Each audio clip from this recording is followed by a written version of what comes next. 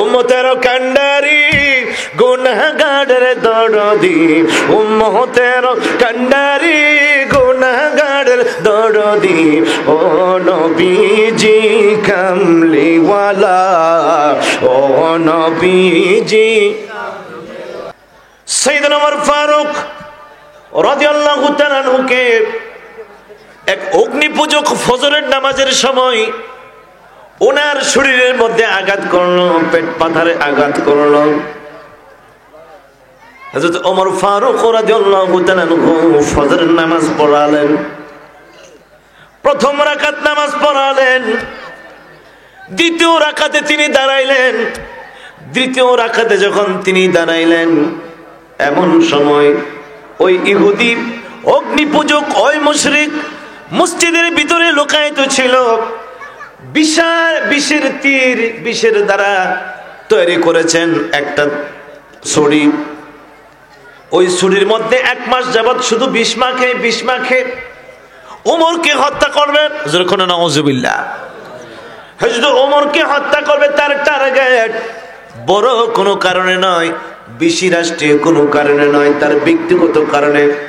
ইসলামের দ্বিতীয় খলিফা, আমার নবীর প্রাণপ্রিয় সাহাবী হযরত ওমর ফারুককে ফজরের নামাজের সময় হত্যা করে ফেলেছে। যখন নাউজুবিল্লাহ, প্রথম রাকাত পড়লেন, দ্বিতীয় রাকাতে দাঁড়াইলেন। ইয়াকা না'বুদু ওয়া ইয়াকা নাস্তাঈন, সূরা ফাতিহা পড়েন। ইয়াকা না'বুদু ওয়া ইয়াকা নাস্তাঈন, এতটুকুন পর্যন্ত গেল।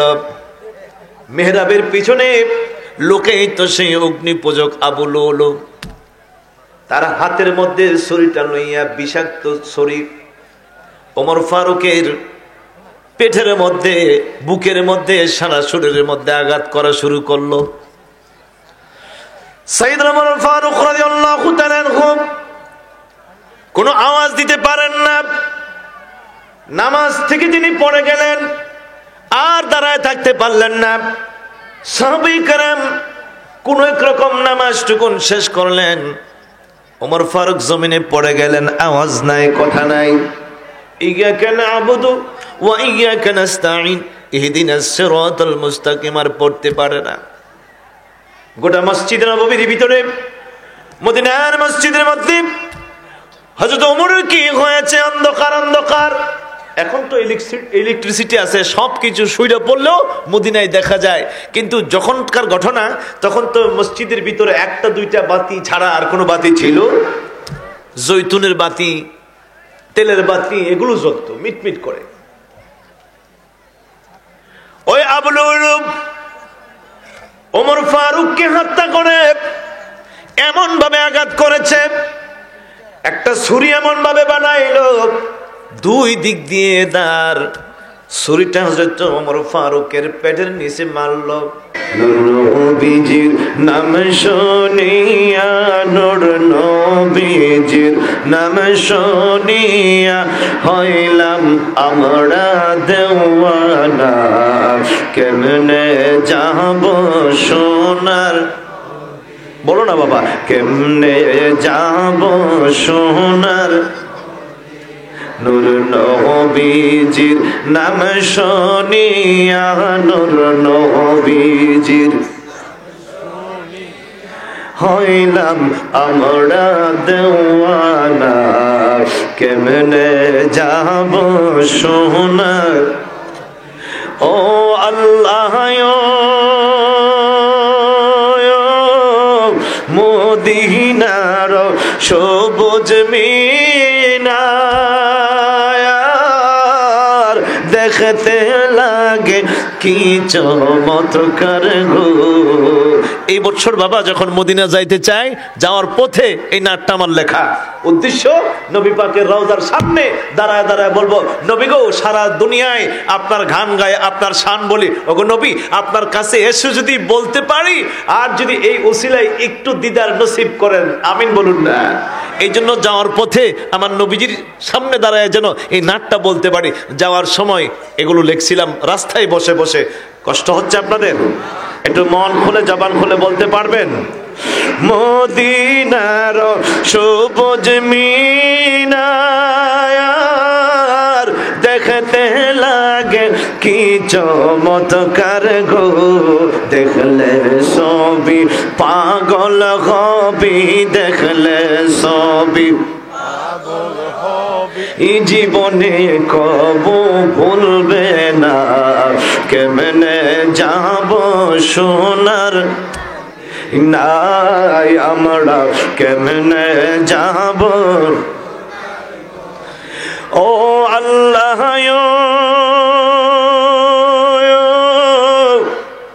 আসেন নবী মদিনাতে, শুয়ে আসেন রওজা পাকে গো, ও আল্লাহ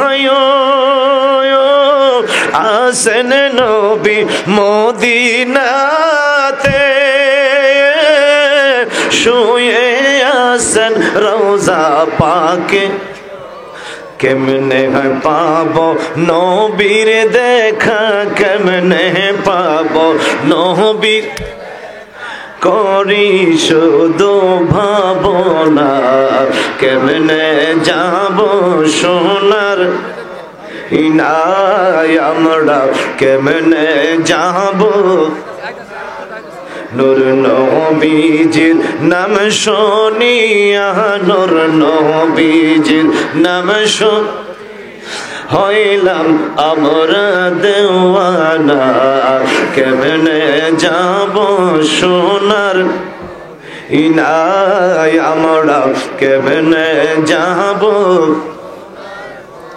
বন্ধুগণ আমার, সাইয়েদনা ওমর ফারুক রাদিয়াল্লাহু তাআলা আনহু মসজিদে নববীর ভিতরে পড়ে গেল। কোন সময়? ফজরের নামাজের সময়। কোন সময়? এক রাকাত নামাজ পড়েছেন, দ্বিতীয় রাকাতে দাঁড়ায় সূরা ফাতিহা শেষ করতে পারে নাই। ইয়্যাকা না'বুদু ওয়া ইয়্যাকা নাস্তাঈন এতটুকুন বলার পর তাকে ছুরি মারা শুরু করলো। মারতে মারতে গোটা শরীর রক্তাক্ত করে ফেলেছে। উমরের রক্ত দিয়ে মসজিদে নববীর মেজ বেসে গিয়েছে। সাইয়েদনা ওমর ফারুকের সন্তান, যার নাম হযরত আব্দুল্লাহ ইবনে ওমর, দৌড়ায় বাবার কাছে চলে আসলেন। বাবা তোমার কি হয়েছে? বাবা তোমার কি হয়েছে? ওমর ফারুক কথা বলতে পারে না, কথা বলতে পারে না। আর এই দিক দিয়ে আবু লুলুব আরো 13 জনকে আঘাত করে আহত করে মসজিদ থেকে বাইরে হওয়ার চেষ্টা করেছিল। এমন বিষাক্ত ছুরি ছিল, 13 জনের মধ্যে 7 জন সাথে সাথে দুনিয়ার জমিন থেকে বিদায় হয়েছে। হযরত ওমরের ছেলে আব্দুল্লাহ ইবনে ওমর রাদিয়াল্লাহু তাআলা আনহু বাবার কাছে যায়, কয় বাবা কি হয়েছে গো বাবা? হযরত ওমর ফারুক কথা বলতে পারে না, জবান বন্ধ, জবান বন্ধ। নজর করে দেখে বাবার উপর থেকেও রক্ত পড়তেছে, পেট থেকেও রক্ত পড়তেছে, ওরার থেকেও রক্ত পড়তেছে, পিঠ থেকেও রক্ত পড়তেছে। হযরত ওমরের ছেলে আব্দুল্লাহ পেটের রক্ত বন্ধ করার জন্য নিজের হাত দিয়ে এভাবে চাপ দিল যেন রক্ত বন্ধ হয়। এই নাফরমান এমন ভাবে ছুরি মারল, হযরত ওমর ফারুকের নারী বড় বাইর হয়ে গেল। হাত দিয়ে ধাক্কা দেওয়ার সঙ্গে সঙ্গে আব্দুল্লাহর হাত উমরের পেটের ভিতরে ঢুকিয়া যায়। হযরত ওমর ফারুকের খবর নাই, খবর নাই। ঘন্টা 2, 3, 4 ঘন্টা যখন পার হয়ে গেল, সূর্য উদয় হলো, সারা মদিনায় খবর পৌঁছে গেল উমরকে গায়ে মেরেছে, ছুরি মেরেছে, আঘাত করেছে। হযরত ওমর ফারুক বেহুশ হয়ে পড়ে রইলেন। যখন হুঁশ আইল, ওমর ফারুকের জবান দিয়ে আসলো সালাত, as-সালাত, নামাজ, নামাজ, নামাজ। জোরে কোন সুবহানাল্লাহ। হুঁশ হওয়ার পরে হযরত ওমর ডাক দিলেন মসজিদে নববীর সাহাবায়ে কেরামকে, সাহাবীরা রে, আমি ওমর তো নামাজ শেষ করতে পারি নাই, তোমরা শেষ করেছো কিনা? সুবহানাল্লাহ বলুন। হুঁশ হওয়ার পরে ওমর বলেন, তাড়াতাড়ি আমাকে ওযু বানাও, পানি দাও। হযরত আব্দুল্লাহ মনে করেছেন বাবার মনে হয় পানির পিপাসা লাগছে, পানি নিয়ে আসলেন, বললেন আমাকে উযু করাইয়া দাও। উযু করাইলেন, কিন্তু বসতে পারে না, রক্ত বাইর হচ্ছে। হযরত আব্দুল্লাহ কিছুতেই আর রক্ত বন্ধ করতে পারেন না। ওমরের ছেলে আব্দুল্লাহ নিজের মাথার পাগড়িটা খইলা বাবার পেটের মধ্যে বাঁধ দিয়েছে। হযরত ওমর বসতেও পারেন না। আব্দুল্লাহ ডাক দেয়া কই, বাবা যে অবস্থা আপনার হয়েছে গো বাবা, আপনি আর বসতে পারবেন না, শুয়ে আপনি ফজরের নামাজ আদায় করেন। ওমর ফারুক ফজরের নামাজ আদায় করলেন।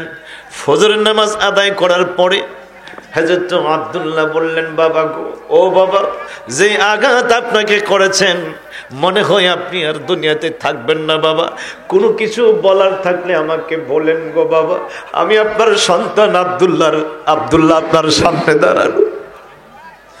হযরত ওমর আব্দুল্লাহকে ডাক দিয়ে বললেন, আব্দুল্লাহ রে, আমি কিচ্ছুই বলতে চাই না। হুযায়ফা আল ইয়ামিনী আমার নবীর এক সাহাবী, তাকে একটু আমার সামনে নিয়ে আসো। সুবহানাল্লাহ বলেন। হুযায়ফা আল ইয়ামিনী, তাকে তোমরা আমার সামনে নিয়ে আসো। হুযায়ফাকে হযরত ওমর ফারুকের সামনে নিয়ে আসলেন। ওমর ফারুক চোখের পানিগুলো ছাড়ে, হুযায়ফা রে, ও হুযায়ফা, তোমাকে কেন আমি আমার কাছে নিয়ে আসলাম?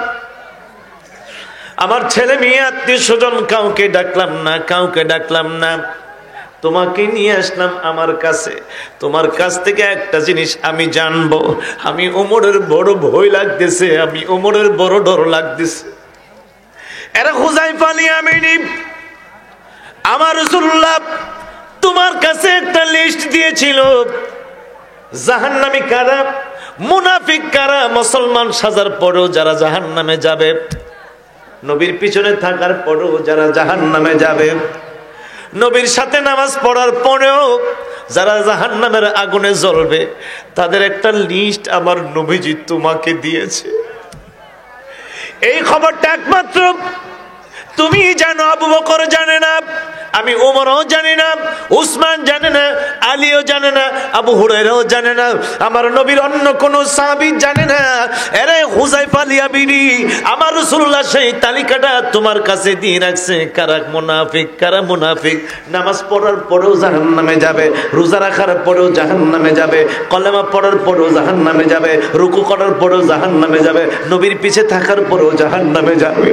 আরে হুযায়ফা,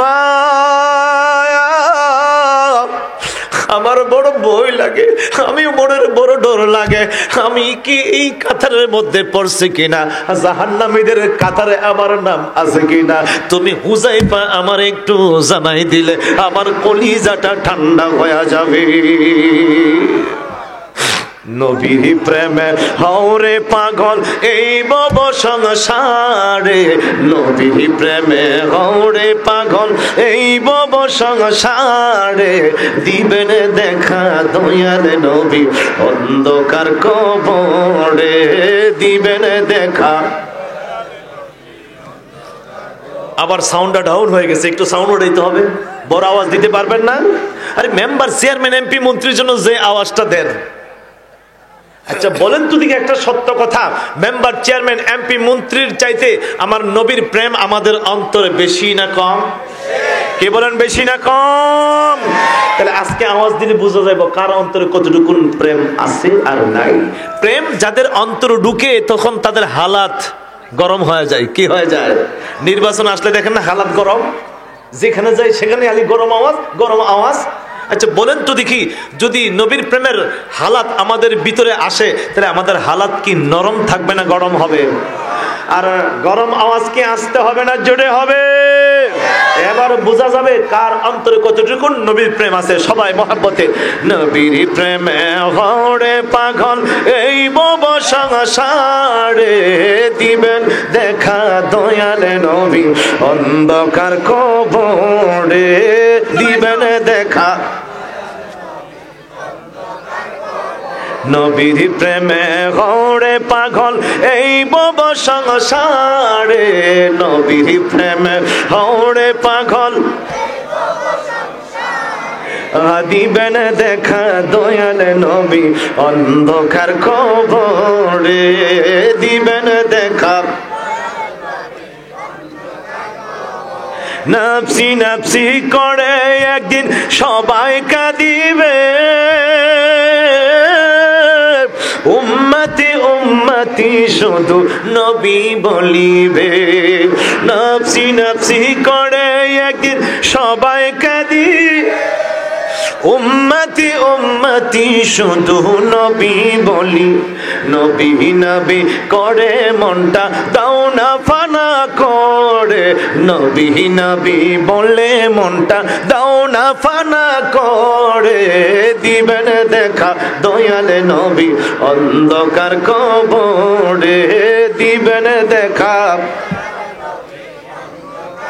নবীর প্রেমে হরে পাগল এই বব সংসারে, নবীর প্রেমে হরে পাগল আহা দিবেন দেখা দয়াল নবী অন্ধকার কবরে, দিবেন দেখা। বন্ধুগণ আমার, হযরত ওমর ফারুক রাদিয়াল্লাহু তাআলা ছেলেকে ডাক দিয়ে অন্য কথা বলে না, আত্মীয় স্বজনকে ডাক দেয় নাই, নিকটতম কোন আপনজনকে ডাক দেয় নাই।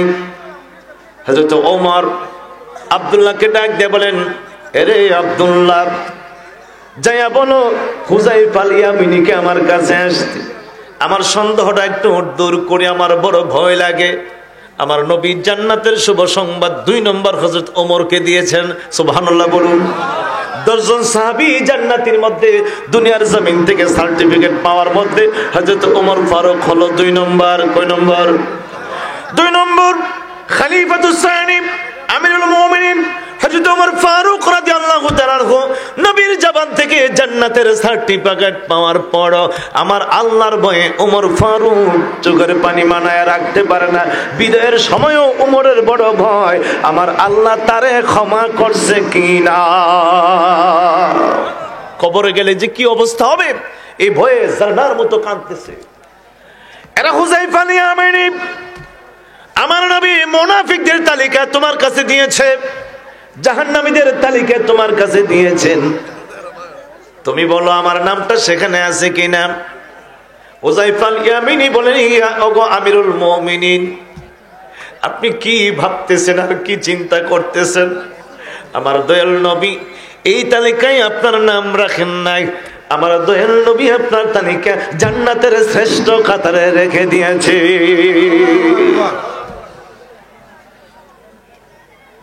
আমার ভাইরা,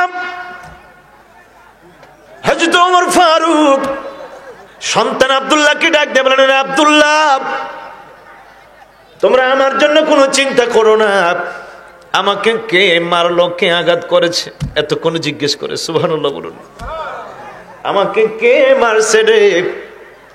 কাবুলুলু, সে একজন অগ্নি পূজক, মুসলমান নয়। ওমর ফারুক বলেন, আলহামদুলিল্লাহ। সুবহানাল্লাহ বলুন না। বাবা গো, কেন আলহামদুলিল্লাহ বললেন? বাবারে কেন আলহামদুলিল্লাহ বলেছি? আমি মুসলমান, কোন মুসলমান ভাই আমাকে হত্যা করে নাই। বোঝা গেল রাষ্ট্রীয় কোনো কারণে, ধর্মীয় কোনো কারণে আমাকে কেউ আঘাত করে নাই, ব্যক্তিগত কারণে অগ্নিপূজক আবু লুলু আমাকে আঘাত করেছে। সুতরাং আমি আল্লাহর কাছে আর জবাব দিতে হবে না। একটা মুশরিক আমাকে হত্যা করেছে, কোনো মুসলমান আমাকে আঘাত করে নাই। বাবা গো, আর কোনো আরজি করবেন কিনা? আর কোনো কথা আছে কিনা? আরেকটা কথা আছে, আমাদের মা উম্মাতুল মুমিনিন আয়েশা সিদ্দিকার কাছে। আরে আব্দুল্লাহ, মা আয়েশার কাছে আমার সালামটা পৌঁছায়া দিবে। হাদিস শরীফে আছে, উমরের হত্যার সময়, উমরের ইন্তেকালের সময় আয়েশা সিদ্দিকা এত কান্দা কানছে, নিজের বাবা আবু বকর বিদায়ের সময় হযরত আয়েশা সিদ্দিকা এত কান্না কান্দে না। আরে আব্দুল্লাহ, আমাদের মা মা আয়েশার কাছে যায় আমার সালামটুকু জানাইবা, যায়া বলবা উমরে বলছে, সুবহানাল্লাহ বলুন। আমাকে আমিরুল মুমিনিন বলিও না, মায়ের কাছে তুমি আমাকে আমিরুল মুমিনুন বানাইও না। উম্মাহাতুল মুমিনিন মা আয়েশার কাছে যাইয়া বলবা খাত্তাবের ছেলে উমর বলেছে, সুবহানাল্লাহ বলুন। কি আদব! একজন প্রেসিডেন্ট, একজন আমিরুল মুমিনিন সন্তানকে বলে বাবারে যায়, কিন্তু আমিরুল মুমিনিন আয়েশা সিদ্দিকার কাছে বলবা না, আয়েশা সিদ্দিকার কাছে যায় বলবা খাত্তাবের ছেলে উমর আমাকে পাঠিয়েছে। বাবা কেন যাব, কিসের জন্য যাব, কারণটা কি? আরে আব্দুল্লাহ, আমার শেষ সওয়াব আর কারো কাছে নয়, আমার শেষ কথা আর কারো কাছে নয়, আমার শেষ চাওয়া, আমার শেষ ইচ্ছা আয়েশা সিদ্দিকার হুজরার সামনে আমি উমরকে তোমরা হাজির করাইয়া দাও। হযরত ওমর ফারুক রাদিয়াল্লাহু তাআলা আনহু মুমূর্ষ অবস্থায় যায় বাপ 3 দিন পর্যন্ত আহত হওয়ার পরও জীবিত ছিলেন। ওমর ফারুককে নিয়ে গেলেন। ওমর বলেন মারে আয়েশা, দুনিয়াতে আর কোনো কিচ্ছু চাওয়া আমার নাই, আপনার কাছে আমার একটা অনুরোধ, আপনার কাছে আমার একটা চাওয়া, আপনার কাছে আমার একটা আরজি, যার জন্য আমার জীবনটা কুরবানি দিলাম, যার জন্য আমার জানমাল সব কিছু সঁপে দিয়েছি, মাগো আয়েশা আপনি যদি আমাকে অনুমতি দেন আমার একটা মনের কথা আছে আপনার কাছে খুলে বলবো। আয়েশা বললেন আপনি যা ইচ্ছা তাই আমাকে বলতে পারেন, আমি আয়েশার পক্ষে আর কোনো বাধা থাকবে না। আমার দয়াল বিনে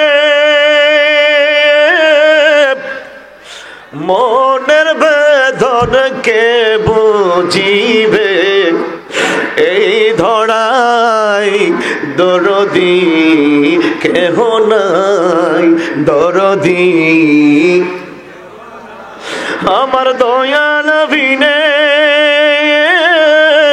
মনের বেদন কে বুঝিবে, এই ধরাই দরদি কেহ নাই, দরদি কেহ নাই।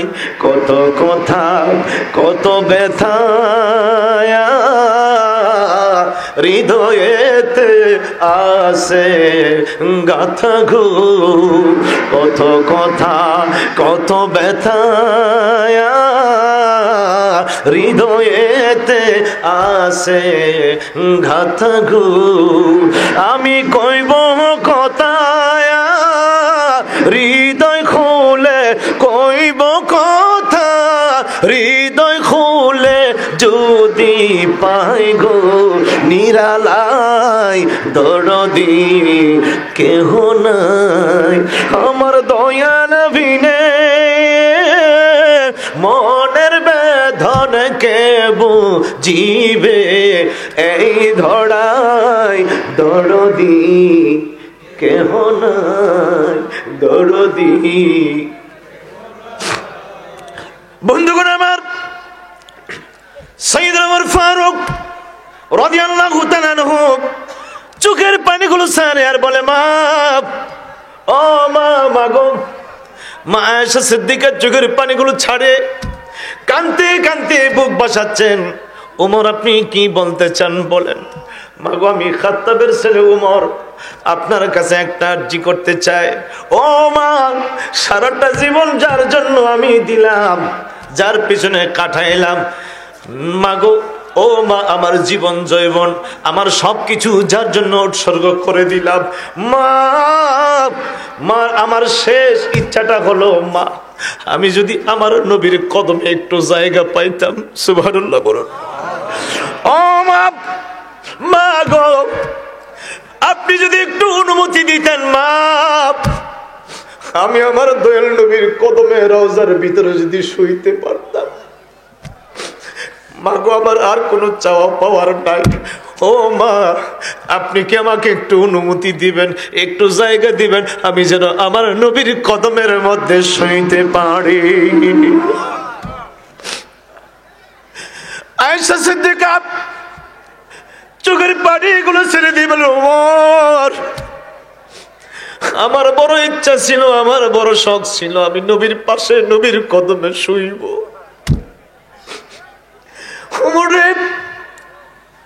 ওমর, তুমি ওমর আজকে এমন একটা আরজি করে ফেললে, এমন একটা আবদার করে ফেললে, আমি আয়েশা ফিরাইয়া দিতে পারবো না। আমার ইচ্ছাটা আমি বিলীন করে দিলাম, আমার ইচ্ছাটাকে আমি বাদ দিয়ে দিলাম, আমার ইচ্ছাটাকে আমি ডিলিট করে দিলাম, ক্যান্সেল করে দিলাম। তুমি ওমরকে আমার দয়াল নবীর পিছে, দয়াল নবীর কদমে থাকার জন্য আমি আয়েশা সিদ্দিকার ইচ্ছা তোমাকে দিয়া দিলাম। আমার ভাইরা, সাহাবা কেরামের আশা আরজি নবীর কদমে থাকা। আবু বকর সিদ্দিক এরকম একটা আরজি করেছিল, এটা বড় কঠিন আরজি, কঠিন আরজি। ফজরের নামাজ পড়াইয়া হযরত আবু বকর সিদ্দিক কান্দে। সাহাবী হযরত ওমর, উসমান, আলী, বড় বড় সাহাবায়ে কেরাম পিছনে মুক্তাদি। ও আবু বকর, কোনদিন তো ফজর পড়ে আপনি এরকম ভাবে কাঁদেন না, আজকে কেন কাঁদতেছেন, কারণটা কি? আবু বকর সিদ্দিক বলেন, সাহাবীরা রে, আজকে যখন এশারের নামাজ পড়া আমি আমার ঘরে গেলাম ঘুমাইতে, আমি দেখি আমার ঘুমের ঘরে আমার প্রাণের নবী আমার ঘরে এসে হাজির।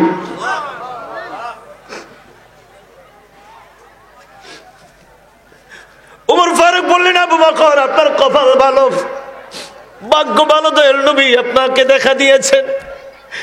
শুধু দেখা দেয় নাই রে, একটা নিমন্ত্রণ আমাকে দিয়েছে, দাওয়াত দিয়েছেন। এরে ওমর, এরে ওসমান, এরে আলী, আমার নবীর দাওয়াতে, নবীর নিমন্ত্রণে বোঝা যায় আমি তোমাদের মাঝে আর বেশি দিন থাকবো না।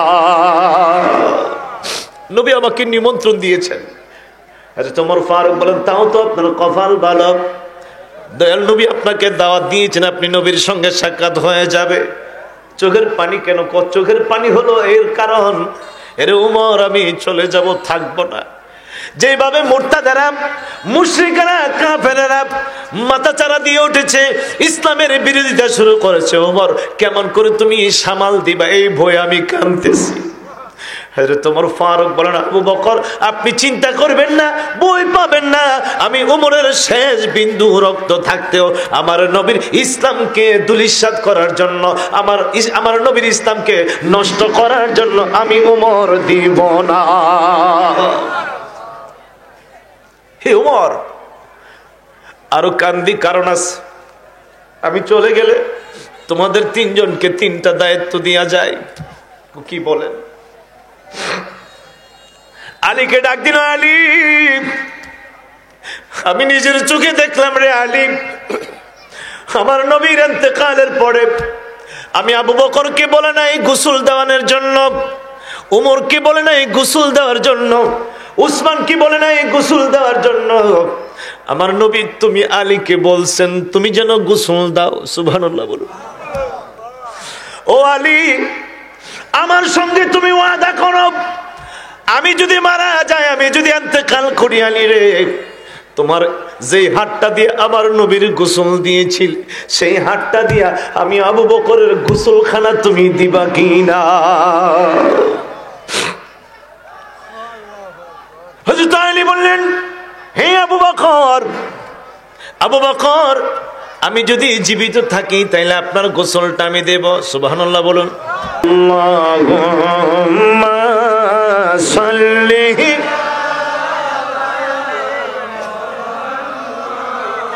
দু জাহানের বাদশাহ নবী মুহাম্মদ, দু জাহানের বাদশাহ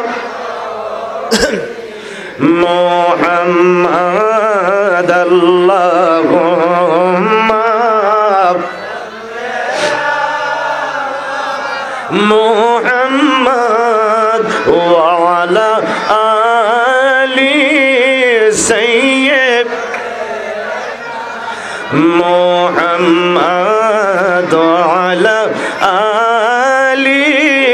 সাইয়্যিদ আইসবে যাইতে হবে কবরে আইসবে যাইতে কবরে হিসাবে সাইয়েদনা আবু বকর সিদ্দিক কান্দেন হযরত আলীকে বলেন আলী তুমি আমার গোসলটা করায় দিবে সুবহানাল্লাহ বলুন না হযরত আলী আমার নবীর জীবনের শেষ গোসলটা নবীজি হযরত আলীকে বলছিলেন আলী আমার শরীরে কেউ যেন স্পর্শ না করে আমার শরীরটা কেউ যেন না দেখে তোমাকে অনুমতি দিলাম তুমি শুধু কেবল আমার শরীরে পানি ঢালবে আর কেউ যেন আমার শরীরে হাত দিতে না পারে সুবহানাল্লাহ বলুন হযরত আবু বকর সিদ্দিক বলেন আলী তোমাকে একটা দায়িত্ব দিয়ে যায় তুমি কিন্তু আমার জীবনের শেষ গোসলটা দিবে আলী বলেন আমি কবুল করলাম আমি যদি হায়াতে তাইয়্যিবাতে থাকি তাহলে আপনার গোসলটা আমি আলী দিব সুবহানাল্লাহ বলুন ওসমানকে ডাকলেন ওসমান রে তুমি আমার কাফনের ব্যবস্থা করবে বাজারে কোনো দামি কাপড় দিয়ে না আছে যেই কম্বলখানা যেই চাদরখানা আমার রাসূলুল্লাহ আমি আবু বকরকে দান করেছিল আমি হেফাজতে রেখে দিয়েছি এই চাদরখানা দিয়ে আমি আবু বকরের কাফনের ব্যবস্থা করে দিও ওমরকে ডাকলেন ওমর তুমি জানাজার নামাজ পড়াইবা ওমর বলেন সব দায়িত্ব দিলেন আরেকটা দায়িত্ব আপনি ফয়সালা করে যান আরেকটা সিদ্ধান্ত আপনি দিয়ে যান হযরত আবু বকর বললেন কোন সিদ্ধান্ত সিদ্ধান্ত হলো আপনি মক্কায় থাকবেন না মদিনায় থাকবেন সুবহানাল্লাহ বলুন জান্নাতুল মাওয়াল্লায় থাকবেন নাকি জান্নাতুল বাকিতে শুইবেন আপনি কোন জায়গায় শুইবেন মক্কার কবরস্থানে না মদিনার কবরস্থানে এই ফয়সালাটা আপনি দিয়ে যান সাইয়েদনা আবু বকর সিদ্দিক চোখের পানিগুলো ছেড়ে দিবেন ওমর ওমর রে আমি মক্কায় শুইব না মদিনায় শুইব জান্নাতুল মাওলায় শুইব নাকি জান্নাতুল বাকিতে শুইব আমি ফয়সালা দিব না আমি আবু বকর যার গোলামি করে গেলাম সেই দয়াল নবী রওজা মুবারকের ভিতর থেকে ফয়সালা দিবে আমি আবু বকর সিদ্দিক কোন জায়গায় শুইব নবী ফয়সালা দেওয়ার ক্ষমতা আছে কি নাই জোরে বলুন আছে কি নাই নবী কি কবরে মরা নবী না জিন্দা নবী জোরে বলুন কোন নবী জোরে বলুন কোন নবী যাদের নবী মাইট্টা এদের নবী মরা যাদের নবী মাইট্টা এদের নবী আমাদের নবী মাইট্টা না নূরের জোরে বলুন আমাদের নবী মাইট্টা না নূরের নূরের নবীর কোনো মরণ আলহামদুলিল্লাহ আস্তে আস্তে আমার কওমি ভাইয়েরাও এই কথাই একমত আল আম্বিয়া ও আহিয়াউন শুধু আমাদের নবী না সমস্ত নবীগণ তাদের কবরে জিন্দা জোরে বলুন সুবহানাল্লাহ এখন আর এটা নিয়ে ঠেলাঠেলি নাই তারাও মাইনা ফেলছে যে নবী জিন্দা যদিও কিছুটা সময় লাগছে যদিও কিছুটা দেরি হয়েছে জানি না অন্তর থেকে বলে নাকি মুখে বলে হাদিস শরীফে যেহেতু আছে এখন মুখে বলতে বাধ্য নবী কবরে শুধু জিন্দা নয় কোন উম্মত সমস্যার মধ্যে পড়ে গেলে কবর থেকে আমার নবী সমাধান করার ক্ষমতা রাখে জোরে বলুন সুবহানাল্লাহ